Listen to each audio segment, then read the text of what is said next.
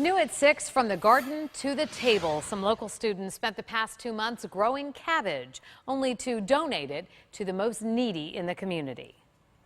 Third graders at Felix Elementary now know what it takes to plant a garden. It was hard, but it was kind of easy too. We got our hands dirty a lot. More than 100 students spent the past 2 months growing cabbage in their school courtyard.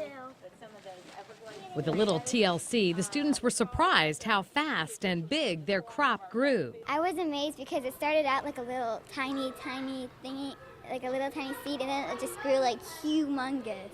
The best place to be at this school on Monday morning is right here in the garden, because the kids come in after a weekend and they see how much that the garden has grown over the weekend, and you see smiles on their faces, you see excitement in their voices. Last week, the cabbage was ready to harvest. Some of it went home with the students, and some cabbage was donated to the Salvation Army. We got a lot of cabbage last week, and it was so much fun. Judy Jones is the volunteer coordinator at the Salvation Army in Stewart. She counted 200 pounds of cabbage donated from those third graders.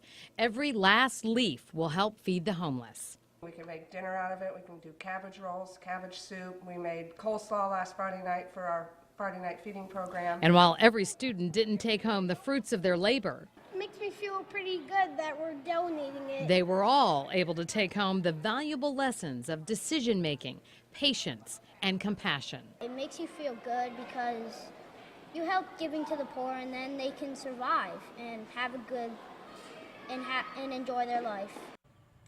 Good job. Good job. Excellent. So that cabbage was as big as they were. I loved it. School officials tell us they will continue this project next year, although they may choose a new vegetable to harvest.